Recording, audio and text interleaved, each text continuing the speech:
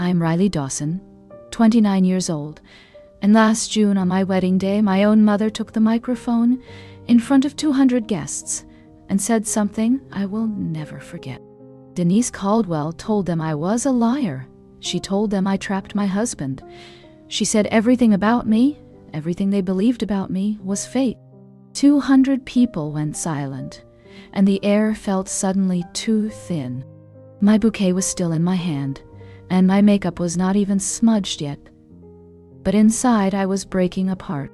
Denise Caldwell spoke like she was saving the room, and she stared at me like I was a problem to erase. What she did not know was that Jordan Blake had spent 6 months quietly watching her patterns and checking details that never made sense. He did not do it out of jealousy. He did it because too many things felt off for too many years. And what he found, forged documents, stolen savings, and recorded confessions, would collapse a decade of lies in under 5 minutes. That night, 6 people walked out of the reception, crying for themselves, not for Denise Caldwell. They realized they had been used too, and they finally understood why. Before I tell you the whole story, I want to say this plainly. If you have ever been controlled by family, you will recognize the signs. If this hits close to home, stay with me. Now let me take you back 3 years, to the night I first realized something in my family was deeply wrong. I grew up believing I was bad with money, not careless on purpose, just somehow always behind. Denise Caldwell reinforced that story every time I asked a question and every time I tried to learn. She said I was not responsible. She said I needed guidance. She said I would fail without her. I believed her longer than I should have because she was my mother and because she sounded so sure. But that night, one small detail cracked the picture, and once it cracked, I could not unsee it. Let me take you back 3 years, to the night I realized something was wrong. I grew up believing I was bad with money because Denise Caldwell said so. She said it often. She said it with certainty, and I absorbed it. From the first allowance I ever held, she controlled every cent in our home. Birthday money from relatives, she took it and promised to keep it safe. Summer job paychecks at 16, she demanded them, and said I would waste it. I believed her the way children believe gravity, without proof, without question. When I was 17, my grandfather Arthur Langford passed away, quiet and steady, smelling like cedar and coffee. He used to slip me $10 bills when my mother was not looking. After the funeral, I asked Denise Caldwell if he left anything for me, or for Haley Dawson. She did not pause. She did not blink. She answered too fast. She said he barely left enough to cover funeral costs, and he was not wealthy. I never saw a will. I never saw paperwork, and I did not ask again. Denise Caldwell had a way of making questions feel like attacks. If I pushed, she would cry, then say I was accusing her after all she sacrificed. That sentence ended everything, and I learned to swallow my curiosity. I carried that training into adulthood, and I did not realize it was training. I thought it was love, but it was control, dressed as protection. At 22, I moved out, rented a studio the size of a parking space. I started freelancing as a graphic designer and worked long days. I tracked every purchase in a paper notebook because I feared my own mistakes. Even with that discipline, my bank account never added up. Money would appear, then vanish. Deposits I did not recognize, withdrawals I could not explain.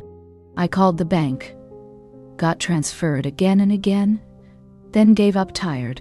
I repeated what Denise Caldwell had always told me, that I was not good with money. I was 29 before I learned the truth. I was not careless. Someone was taking it, and I was being taught to blame myself. Denise Caldwell had a pattern, and it was simple. If I asked about money, she did not answer. She performed pain. She cried. She brought up sacrifice. She accused me of being cruel.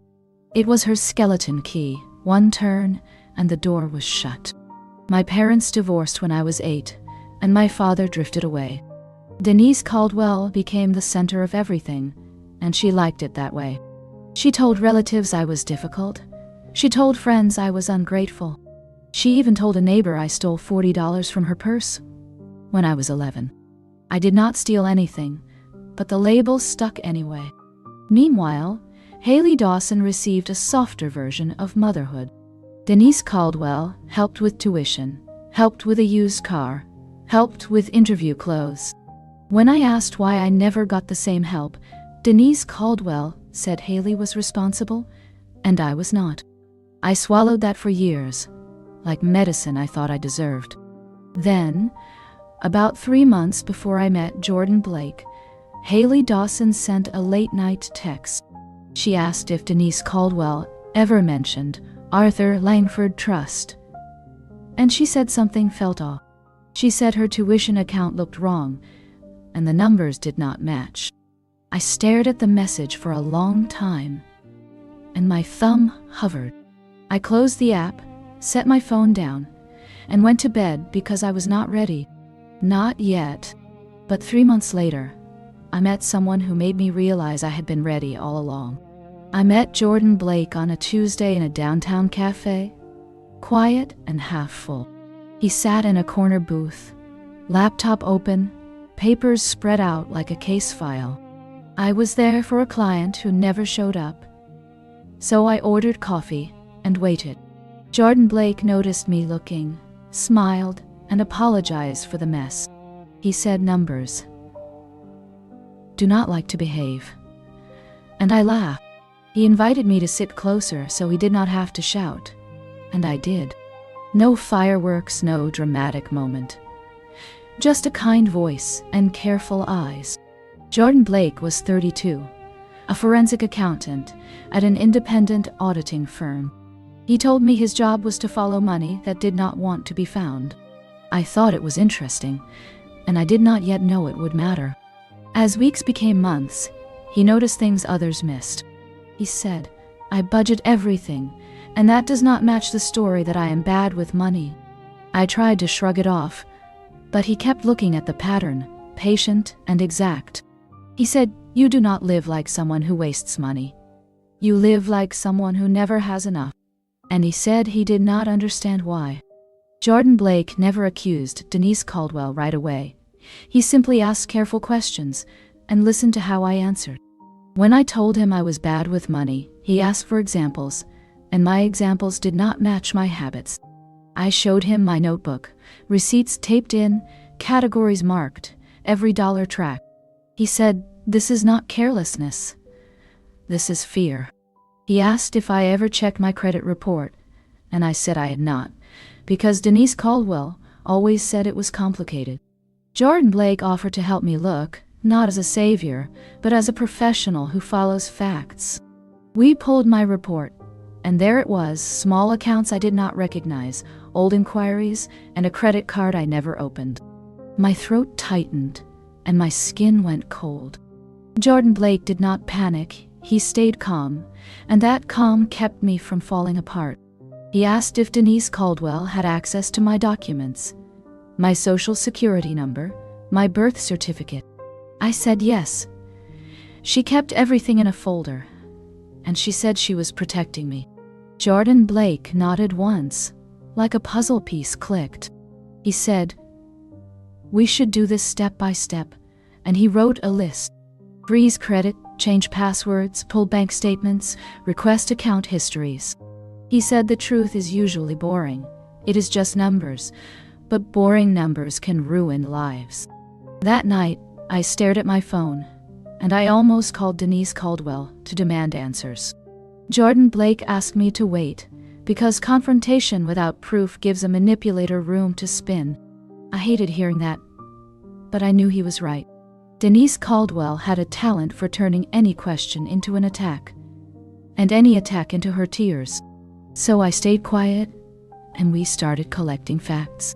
A week later, Haley Dawson came to my apartment, and her hands were shaking. She said Denise Caldwell told her not to talk to me about money, and that warning alone felt like an alarm. Haley said she found an old email from Arthur Langford, attorney, and it mentioned a trust, not a small one, a real plan with rules and beneficiaries. Haley, said Denise Caldwell, told her the trust was gone because Arthur Langford left debts. Haley said she believed that until her tuition account started showing odd withdrawals, small amounts, spaced out, like someone was trying to stay invisible. Jordan Blake listened, and he asked Haley to forward everything she had. He asked her to request statements directly from the bank, not through Denise Caldwell. Haley looked terrified, but she agreed. That night, we sat around my small table, papers spread out, coffee untouched. Jordan Blake explained how fraud often works in families because trust is the best cover. He said Denise Caldwell had years of access and years of practice. He said we would need proof that a will or trust existed, and proof that the current documents were not authentic. Hearing those words felt unreal, like a story on a screen, not my life. I kept thinking, she is my mother. Then I remembered how she spoke to me, how she labeled me, how she kept me small. The memory did not feel like love. It felt like a cage. Haley whispered that she was sorry, and she said she felt guilty for getting help when I did not. I told her it was not her fault, because Denise Caldwell designed it that way. Jordan Blake said the goal was not blame. The goal was clarity, and clarity would protect both of us. For the first time, Haley and I looked at each other like sisters, not rivals. And for the first time, I realized Denise Caldwell's biggest weapon was keeping us divided. Jordan Blake started with the simplest question. What did Arthur Langford actually sign? Denise Caldwell claimed she had the will, but she never showed it. So Jordan Blake found the attorney name from Haley's email, and he called the office. The receptionist confirmed Arthur Langford had been a client, but she could not share details without authorization. Jordan Blake asked what we needed to request records, and he followed the procedure exactly. It took time, and Denise Caldwell did not like time she could not control. She called me twice that week, acting sweet, asking about wedding plans, then sliding into warnings. She said, Jordan Blake was filling my head with nonsense. She said Haley was unstable. She said the family should not dig up the past. I told her everything was fine, and I kept my voice calm. After I hung up, my hands shook, because her sweetness always came with a hook. 2 weeks later, we received a document packet, and the will Denise Caldwell described did not match the file. The signature style was different, the formatting was different, and the language was not consistent with the attorney draft. Jordan Blake pointed to the differences without drama, like a doctor reading a scan. He said this looks like a replacement, not an original. He also said there are patterns here, the kind you see when someone copies and edits, then tries to make it look official. I felt sick because it meant Denise Caldwell did not just lie. She manufactured a new reality. Haley started crying, and she covered her mouth to stay quiet. Jordan Blake asked for one more thing, the trust documentation and any account statements tied to it. He said if the trust existed, there would be trails, and money always leaves trails. That was when I realized the wedding was coming fast, and Denise Caldwell was getting bolder. She did not know Jordan Blake had already opened the file, and she did not know her performance was about to meet evidence. As the wedding got closer, Denise Caldwell started calling more often, and each call had the same pattern. She began sweet, asking about flowers, asking about seating, asking if I was eating enough. Then her voice shifted, and she warned me not to let Jordan Blake interfere with family matters. She said Arthur Langford left nothing meaningful, and she said digging would only embarrass everyone. I told her I was not digging, I was planning a wedding. She laughed lightly, but the laugh felt sharp. She said Haley Dawson was stirring drama, and she said Haley could not be trusted with facts. When I did not agree, Denise Caldwell sighed and said she worried about me. because I was so easily influenced. That word, influenced, landed like an insult. Jordan Blake heard the calls on speaker, and he did not react in the moment. Afterward, he wrote notes, dates, phrasing, and the exact claims she made. He said people who tell the truth do not fear questions, and people who lie hate documentation. I wanted to confront her, but Jordan Blake asked me to stay quiet a little longer. He said,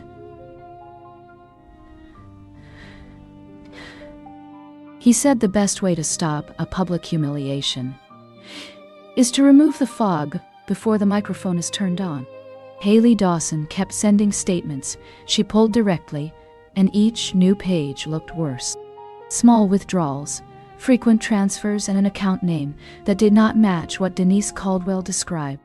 Jordan Blake explained it like a timeline, showing how money could be moved slowly so nobody notices. I felt anger rise. Then shame tried to follow. The old shame Denise Caldwell planted. Jordan Blake said the shame does not belong to you. It belongs to the person who stole. That sentence hit hard because it was so simple. I realized Denise Caldwell had spent my whole life teaching me to carry what she did. Jordan Blake requested more records, and he did it through proper channels, no shortcuts. He pulled my banking history, my credit activity, and every linked authorization he could find. The same address appeared again and again, an address tied to Denise Caldwell. A phone number on one account matched her old number, the one she claimed she stopped using years ago. Jordan Blake also found a business account that looked clean on the surface, but it had transfers timed right after checks from relatives arrived. It was not proof by itself, but it was a pattern, and patterns lead to proof. Then Haley Dawson forwarded an email thread from Arthur Langford, attorney, and one line changed everything. It referenced a trust structure, named beneficiaries, and a scheduled review, and it was dated after Arthur Langford's illness began. Denise Caldwell had always insisted there was no trust, and now we had a professional record saying otherwise. Jordan Blake said we needed one more thing: the authentic trust documents and a comparison against the papers Denise Caldwell presented. He contacted a document examiner, and he arranged a preliminary review of signatures and formatting. I felt like I was watching a storm build because every step brought us closer to confrontation. The wedding invitations were already out, and Denise Caldwell was still acting like the perfect mother in public. She attended dress fittings, complimented me loudly, and hugged me in front of friends. But her eyes would flick toward Jordan Blake, and the warmth would vanish for half a second. She knew something was happening, even if she did not know what. One night, she sent a long text saying I was breaking her heart, and she asked me to promise I would not embarrass her at the wedding. I read it 3 times, and my chest tightened. Jordan Blake said that message is not love. It is preemptive damage control. He saved it, and he added it to the file. 2 weeks before the ceremony, Jordan Blake sat with me and Haley Dawson, and he laid out a plan. He said, we were not going to start a fight at the altar, and we were not going to shout over Denise Caldwell. He said if she tried to humiliate me publicly, we would respond with calm evidence, in the same room, at the same volume. He arranged for a screen at the reception, under the excuse of a photo slideshow. He also prepared a folder with the key documents, the attorney records, the trust references, the bank statements, and the credit report items tied to Denise Caldwell. He said we would not share everything, only what was necessary to stop the lie and protect me. Haley Dawson looked terrified, but she nodded. She said she could not keep living in confusion, and she could not keep letting Denise Caldwell control the story. I realized how much courage it took for Haley to say that, because Denise Caldwell had trained her too, just in a different way. The night before the rehearsal, Denise Caldwell called me and cried, saying she felt excluded. She said she sacrificed everything, and she asked why I was doing this to her.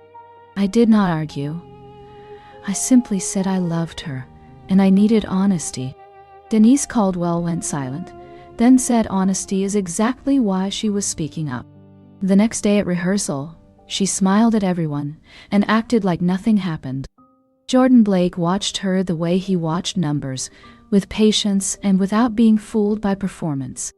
I walked down the aisle during rehearsal, and I felt my hands shake.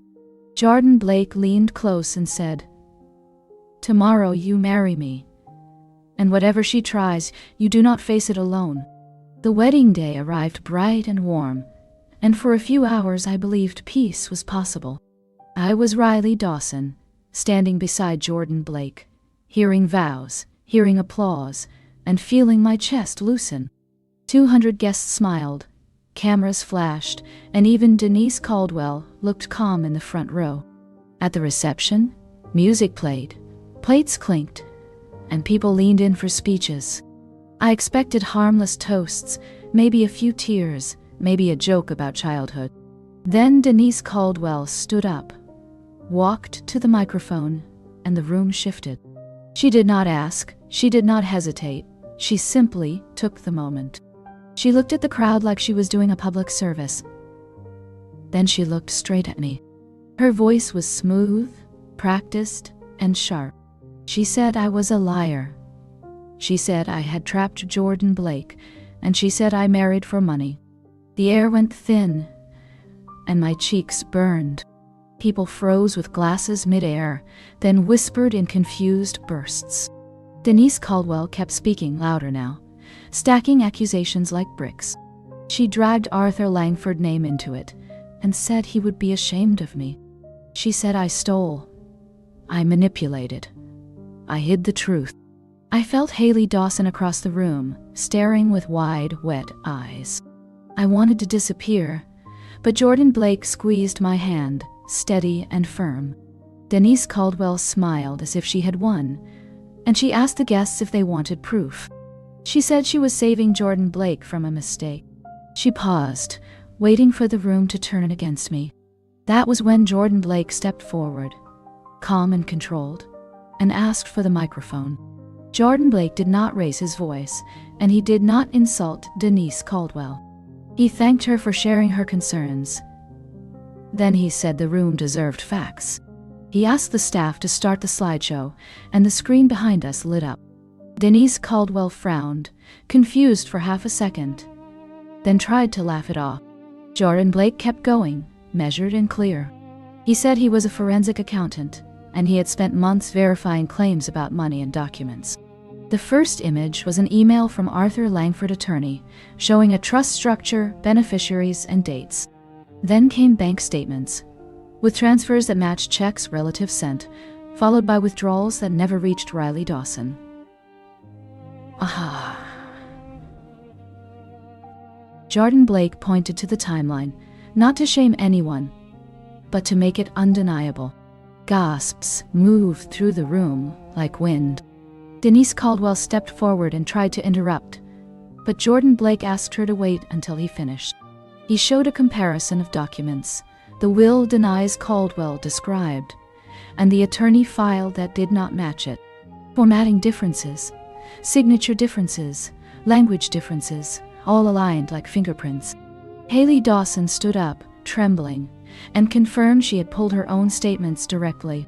Denise Caldwell face tightened, and she said everyone was twisting things.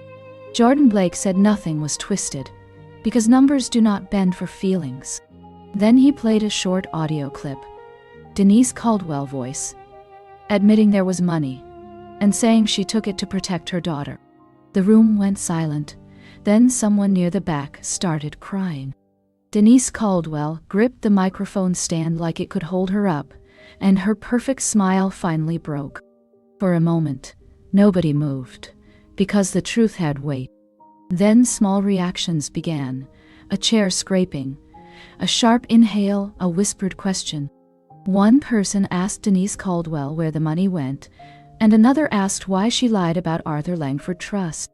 Denise Caldwell tried to switch into tears, but the room had already seen the timeline. She said she did it for family. She said she was protecting Riley Dawson. She said Jordan Blake set her up. Jordan Blake stayed calm and said nobody set her up. She set herself up by leaving evidence. Haley Dawson stepped beside me, shaking, but steady enough to speak. She said Denise Caldwell kept her quiet for years, and she believed her until the withdrawal started. A few relatives looked at each other, faces pale, connecting old memories. 6 people stood up and walked out crying, not for Denise Caldwell, but for themselves. They realized they had sent checks, believed stories, and repeated jokes that harmed me. I stood still, bouquet forgotten, heart pounding, and I felt something strange, relief mixed with grief. Denise Caldwell looked around, searching for allies, but the room was changing by the second. Jordan Blake turned to me and asked, quietly, if I wanted to leave. I looked at the guests, then at Haley Dawson, then back at Denise Caldwell. I said, I was not leaving my own wedding, and I was not shrinking again. Denise Caldwell opened her mouth to speak, but a guest raised a hand and told her to stop. And in that moment, I understood what she feared most. She did not fear losing money. She feared losing control of the story. After the screen went dark, the reception felt like a different room. People whispered in tight circles, and the staff stood frozen, unsure what to do next. Denise Caldwell tried to regain the microphone, but nobody offered it back. She turned toward me, eyes shining with anger, and she said I had betrayed my own mother. I did not shout. I did not cry. I only said she betrayed me first, and she did it for years. Jordan Blake asked the coordinator to pause speeches, and he guided me toward a quieter corner with Haley Dawson. Haley kept saying she was sorry, and her hands would not stop shaking. I told her again, the blame belongs to the person who stole, not to the person who finally spoke. Across the room, Denise Caldwell tried to gather supporters, but people kept drifting away from her, like they could feel heat. A relative asked her directly about the trust, and she answered with vague phrases: family business, misunderstandings, complicated history. The problem was, vague words could not compete with clear documents. Someone else asked if Denise Caldwell opened accounts in my name, and she said she did what she had to do. That answer landed badly, because it sounded like a confession. Jordan Blake spoke to a few guests who looked stunned, and he explained the basics without humiliating anyone. He said, this is not gossip, this is financial abuse, and it is documented. I watched faces change as people realized how long they had played a part in Denise Caldwell's story. Some came to me quietly, apologized, and asked how they could help. I said they could stop repeating her version of me, and they could stop rewarding her behavior. The music started again, softly, because life always tries to move forward. I took one deep breath, and I decided I would stay. This was my wedding, and Denise Caldwell did not get to steal another milestone from me. Denise Caldwell tried a new performance, the one she always used: tears and heartbreak. She approached our table, voice trembling, saying she only wanted to protect Riley Dawson. She said, Arthur Langford money would have ruined me, and she said she carried the burden to keep me safe. Jordan Blake asked one calm question. If she was protecting me, why did she tell 200 guests I trapped him? Denise Caldwell blinked, and her story stalled. Haley Dawson spoke next, quiet but clear, and she said the withdrawals did not protect anyone. She said Denise Caldwell lied to her too, and she used love like a leash. Denise Caldwell turned on Haley, accusing her of being ungrateful, and the room flinched. People recognized the tone, because many had heard it before, just aimed at someone else. A guest asked Denise Caldwell to leave, and another guest backed it up. Denise Caldwell looked shocked, as if consequences were unfair. She tried to argue, but the coordinator stepped in, firm and polite, and said the couple needed peace. Denise Caldwell stood there for a second, scanning faces, looking for the old power. It was gone. She gathered her purse with stiff hands, and she walked out, heels sharp against the floor. No one chased her. When the doors closed, the whole room exhaled. I did not feel victory. I felt something closer to release. Jordan Blake kissed my forehead, and he asked if I wanted to continue the reception. I looked around at the guests who stayed, and I realized most of them were not here for Denise Caldwell. They were here for us. I nodded, and the band picked up again. People danced cautiously at first, then more freely, like they were adjusting to a world where Denise Caldwell did not control the mood. Haley Dawson held my hands and said she wanted to fix our relationship. For real. I said we would, step by step, and we would do it without fear. That night, I laughed, not because the pain was gone, but because I finally knew the truth. The morning after the wedding, my phone filled with messages, and most of them were not dramatic. They were stunned. Relatives asked for copies of the statements, and they asked how long it had been happening. A few admitted they sent money to Denise Caldwell, believing she was helping Riley Dawson. And reading that made my stomach drop, because it confirmed what Jordan Blake suspected. Haley Dawson came over early, carrying a folder of her own, and she said she wanted to do the next steps correctly.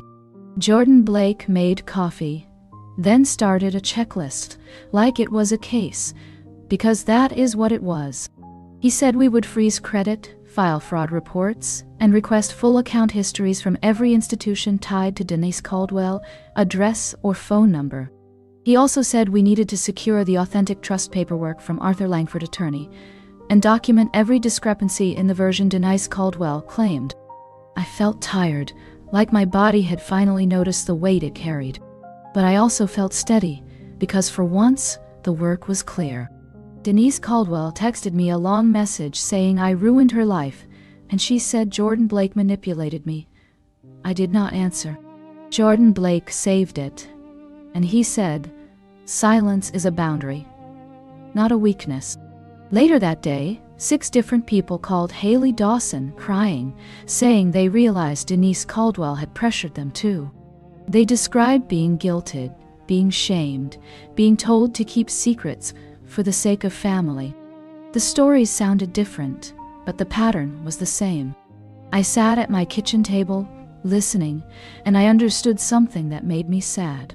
Denise Caldwell was not only stealing money, she was stealing trust, and trust is harder to replace. Jordan Blake put his hand over mine and said, we would rebuild what we could, and we would protect what remained. I looked at Haley Dawson, and she nodded like she was finally awake. For the first time, we were not divided, and Denise Caldwell could not stand in the middle anymore. Within a week, Jordan Blake helped me file reports, and we started pulling records the right way.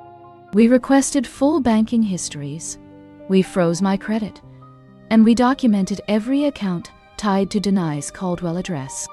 The results came back slowly, then all at once, and each page felt heavier than the last. There were withdrawals I never approved. There were transfers that matched family gifts, and there were accounts opened when I was barely an adult. Haley Dawson sat beside me as we read, and she kept whispering, I did not know. I did not know. I told her again, Denise Caldwell built this by keeping us separated. Jordan Blake stayed calm because calm keeps you accurate. He highlighted dates, matched amounts, and built a clean timeline from the first anomaly to the wedding day. We also contacted Arthur Langford attorney again, and this time the trust paperwork arrived with formal verification. The trust was real, the beneficiaries were real, and the rules were clear. Denise Caldwell had presented a different story for years, and the documents proved it. When we showed the attorney our file, he did not look surprised, he looked prepared. He said this is financial exploitation, and it is more common than people want to believe. He explained civil options, and he explained how restitution could work. I asked if facing Denise Caldwell would destroy the family. The attorney said the damage already happened, and truth is what stops it from repeating. That night I sat in silence, and I realized my wedding was not the start of this. It was the exposure. Denise Caldwell did not humiliate me because she loved me. She humiliated me because she felt control slipping. Now the control was gone, and the only thing left was accountability. Denise Caldwell tried to reach me through relatives, then through friends, then through messages that shifted tone every day. One day she sounded wounded, saying she missed her daughter. The next day she sounded furious, saying I was greedy. Then she sent a message claiming she did it to protect me, because money would have ruined me. Jordan Blake said, "The pattern is manipulation," and he told me not to respond. Haley Dawson received her own messages, and Denise Caldwell tried a different hook with her. She promised help, then threatened to cut her off, then cried about sacrifice. Haley finally said she was done, and she blocked her. Watching Haley choose that boundary made me proud, and it also made me sad, because it should not be this hard to be a daughter. In public, Denise Caldwell started telling a softer lie that there was a misunderstanding and that Jordan Blake was turning the family against her. In private, she asked for a quiet deal, a partial repayment, and an agreement to keep it secret. I said no through the attorney because secrecy was the whole disease. When Denise Caldwell realized she could not negotiate her way out, she became unpredictable. She showed up at Haley's apartment one evening, and Haley called me shaking. Jordan Blake told Haley to call the police if she felt unsafe, and he reminded her that boundaries are real even when someone dislikes them. Denise Caldwell left before officers arrived, but the message was clear. She was not seeking reconciliation, she was seeking access. That I understood something simple. Denise Caldwell did not fear losing me. She feared losing the ability to control what people believed about me. When the civil case moved forward, more family members came forward with their own stories. An aunt admitted she sent money for my rent because Denise Caldwell said I was struggling. A cousin admitted Denise Caldwell asked her to keep secrets and framed it as loyalty. Some people cried from guilt and some from relief, because they finally had a name for what they lived with. Jordan Blake kept everything organized, and he kept emotion out of the file so the facts could stand clean. The attorney submitted evidence of the authentic Arthur Langford Trust, evidence of altered paperwork, and evidence of unauthorized transfers. Denise Caldwell responded with denial, then with excuses, then with anger, and none of it changed the records. During one meeting, the attorney played a short audio clip again. Denise Caldwell admitting there was money, and admitting she took it. Hearing it in a formal setting felt different than hearing it at my wedding. At the wedding, it was shock. In the office, it was reality. Haley Dawson sat beside me, hands clasped tight, but she did not look away. Afterward, she said she finally understood why she always felt anxious around our mother. She said love should not feel like debt. I told her she was right, and I told her we would rebuild, together, without Denise Caldwell in the middle. That night, Jordan Blake asked if I regretted exposing it publicly.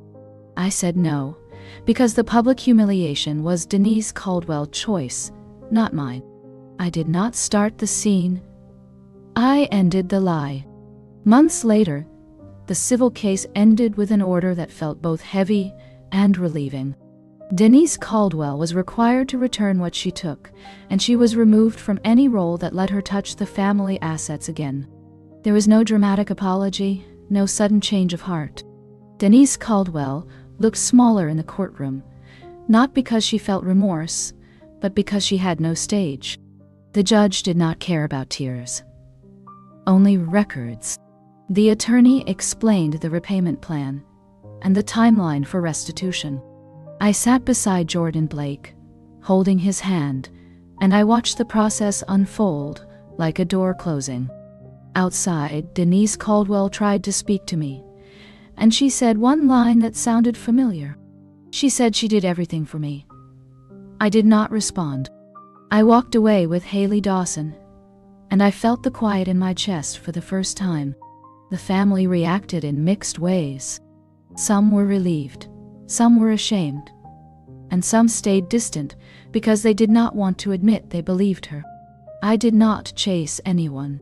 I learned that truth does not need persuasion. It needs time. After the case, my life did not become perfect. It became normal, and normal felt like a gift. I stopped checking my phone with dread. I stopped waiting for Denise Caldwell mood to determine my day. Haley Dawson and I met for coffee, not to whisper about her, but to talk like sisters. We compared memories, we corrected old stories, and we laughed at small things we never allowed ourselves to laugh at before. Jordan Blake and I settled into marriage gently, without drama, without fear. He did not treat me like a project. He treated me like a partner. We reviewed finances together, openly, and I realized how different money feels when it is not tied to shame. I also started therapy because numbers can prove theft, but they do not erase the training in your mind. Slowly, I learned to recognize guilt that was planted and fear that was conditioned. Each week, I felt lighter. If you are listening and your parent uses humiliation as love, please hear this. Love does not need an audience, and protection does not require secrets. Denise Caldwell tried to destroy me at my wedding because she thought public shame would keep me small. It did the opposite. It forced the truth into the light, and once the truth was visible, it could not be stuffed back into a drawer. Jordan Blake did not win by shouting. He won by documenting. Haley Dawson did not heal by forgiving quickly. She healed by choosing boundaries. And I did not reclaim my life by proving I was perfect. I reclaimed it by refusing to carry someone else's guilt. Some families will call you ungrateful when you stop being controllable.